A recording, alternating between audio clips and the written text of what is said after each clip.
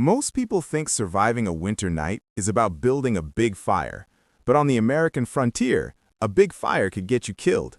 Too much smoke, too much light, too much fuel burned too fast. Yet men like Simon Kenton survived nights well below zero with no shelter, no tent, and no visible fire, using a method so quiet and efficient it's almost been erased from modern survival knowledge. Tonight, I'm going to show you the underground heat trick that kept 18th century frontiersmen alive, and why it still works today.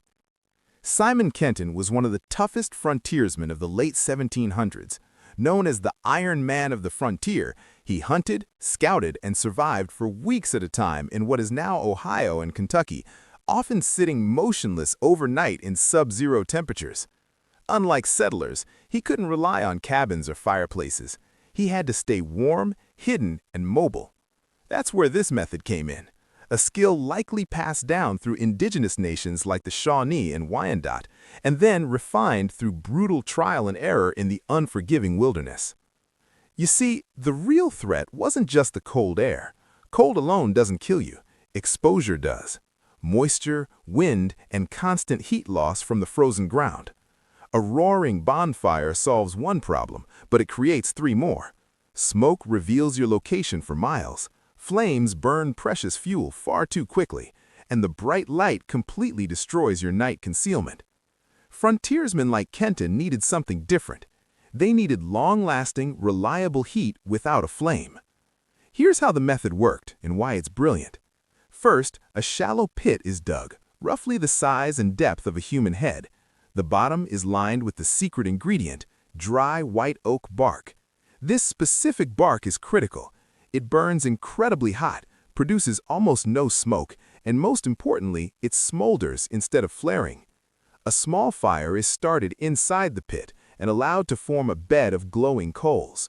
Then, more bark is layered in a crisscross pattern over the coals to allow for just a bit of airflow. Finally, the pit is lightly covered with soil, not sealed, and two small air channels, about the diameter of a finger, are left open. What you've created is a subsurface heater, not a fire.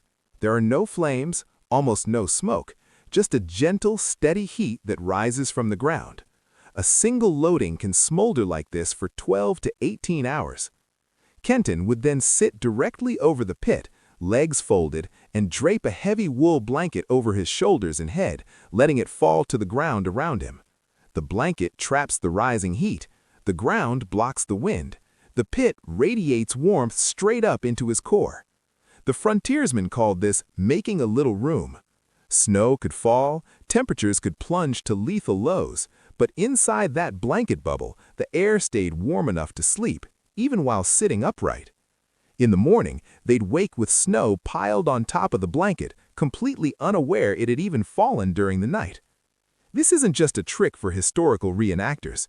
It's a masterclass in thermal control, fuel efficiency, and stealth survival. Modern gear fails. Fuel canisters run empty, batteries die, and smoke gives you away. This method uses physics, soil insulation, and controlled airflow. And when you're done, it leaves almost no trace.